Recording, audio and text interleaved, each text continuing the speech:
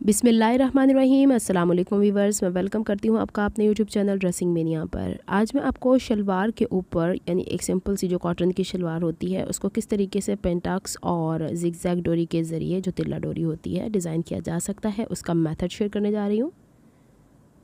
यहाँ पे मैंने खड़ी शलवार के तौर पे शलवार कट की हुई है। बेल्ट के अलावा इसकी लेंथ मैंने 33 इंचज़ रखी हुई है। ऊपर और नीचे इसका हाफ इंच सिलाई का मार्जिन इसी में ऐड है। जितना अर्ज था कपड़े का मैंने उतना ही रख दिया है। आप लोगों की रेफरेंस के लिए मैं सारी मेजरमेंट्स बताया करती हूँ। ये मीडियम साइज़ की शलवार बनती है। घेर इसका सिंगल में 39 था। आसन मैंने फ़िलहाल 11 इंच कट की है जो कि बाद में कट की जा सकती है। और पाइंचा मैंने यहाँ पे नॉर्मल जो पाइंचा मैंने बनाना है उससे 1 इंच ज़्यादा रखा हुआ है क्योंकि बॉटम पे जब पट्टी लगेगी तो दोबारा से ये कट हो जाएगा। तो 9 इंच 8.5 इंच के करीब मैंने पाइंचा रखा है। बेल्ट यहाँ पे 2 पीसेस की सूरत में है। अपनी पिछली वीडियो में मैंने आपको इसको स्टिच करने का तरीका भी बताया, वो भी देख लीजिएगा। 23 इंच चौड़ाई है जो कि 22 रह जाएगी। हाइट इसकी 8.5 इंच है जो कि 5 या 5.5 इंच हाइट रह जाएगी। तो अब कोशिश क्या करें कि जो इसका कन्नी वाला हिस्सा होता है वो ऊपर बेल्ट वाले हिस्से में आ जाया करे, तभी इसमें नफासत आएगी। और ये बॉर्डर है जो कि हमें अटैच करना है। अब सबसे पहले मैंने जो लेग पीसेस जो 2 कट किए थे शलवार के उसमें से एक सिंगल पीस ले लिया है। इसका सीधा हिस्सा बाहर की तरफ है।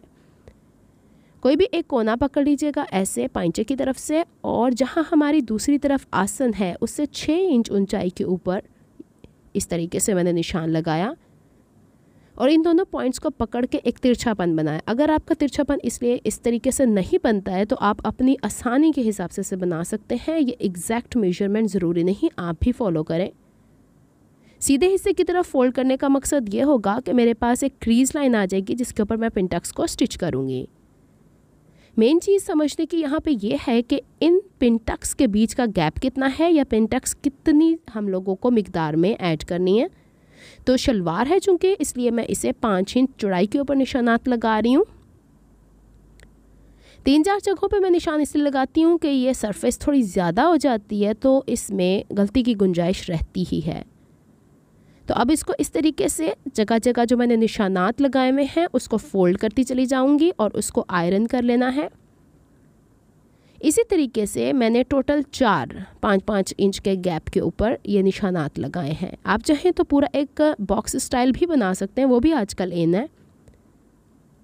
अब हम पिनटक्स को स्टिच करते हैं। चूँकि उरेब कपड़ा है, बारहा मैं आपको बता चुकी हूँ कि इसमें उरेब कपड़े को ना तो खींचना होता है और ना ही बहुत ज़्यादा प्रेशर दे के इसे काम करना, थोड़ा सा हल्का सा नम देते हुए इसको स्टिच करना होता है। ये देखिए, और इतनी बारीक पिनटक्स आनी चाहिए, इसीलिए मैंने शलवार की लेंथ में कोई एक्स्ट्रा कपड़ा नहीं रखा हुआ था। चलें जी, अब दूसरी तरफ भी पिनटक्स को ऐसे ही स्टिच करके इसे वाइंड अप करना है। एक के बाद एक लेग पीस को करेंगे तो हमें कन्वीनियंट हो जाता है। एक एक पीस को दोबारा स्टिच करने से थोड़ी सी दिक्कत होती है। कोशिश करें इसमें कर्ल्स ना डलें, खिंचाव डलेगा तो कर्ल्स डलेंगे।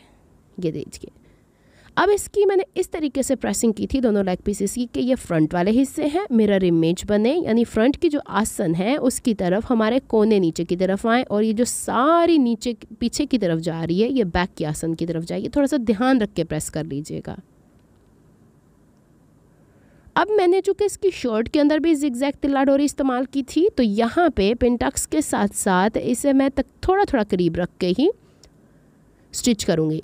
एक बात मैं यहाँ पे वाजे कर दूँ, चूँकि पिनटक्स को बार बार मैंने प्रेस करने का तरीका बहुत सारी वीडियोस में शेयर किया तो मैंने इसे प्रेस किया है और इसकी डायरेक्शन मैंने बॉटम यानी पाइंचे की तरफ रखी है। अब यहाँ पे हम लोगों ने तिल्ला डोरी को स्टिच करना शुरू कर दिया है और हर पिनटक के एक साइड पे मैंने इसे स्टिच किया। तिल्ला डोरी को स्टिच करते हुए मैं बखिए का साइज़ मामूली सा बड़ा कर लिया करती हूँ। इसे भी मैंने आयरन कर लिया।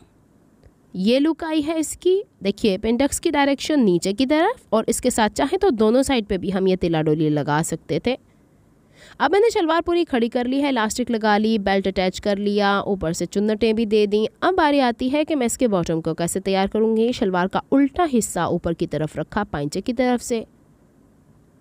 ये बॉर्डर का जितना हिस्सा मुझे दिखाना है उतना शलवार के बॉटम का हाफ इंच जो हमने सिलाई का मार्जिन रखा होता है उसको दबाते हुए जो बॉर्डर हम लगा रहे हैं उसको थोड़ा सा बढ़ा के रखेंगे साइड से, क्योंकि शलवार नीचे से ऊपर की तरफ चौड़ी होती जाती है।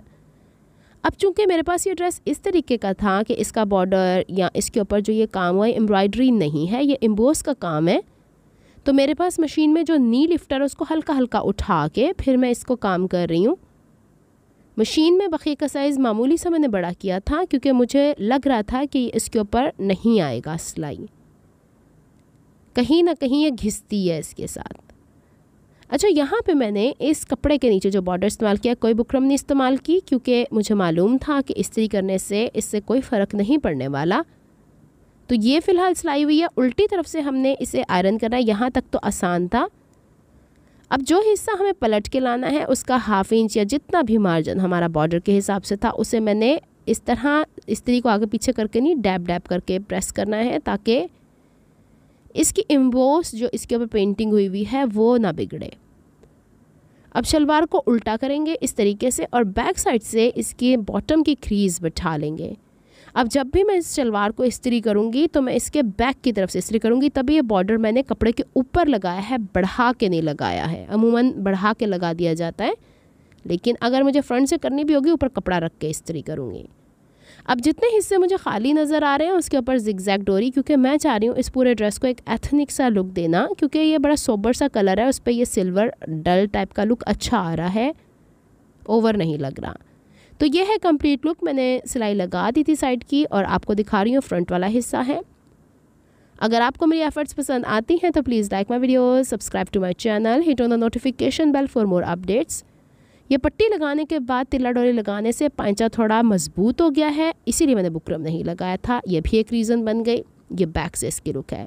تو ملتی ہوں جناب کسی نیکسٹ ویڈیو میں کسی نئے پروجیکٹ آئیڈیا کو لے کے، تب تک کے لیے دعاؤں میں یاد رکھیے گا، اپنا بہت سارا خیال رکھیے گا۔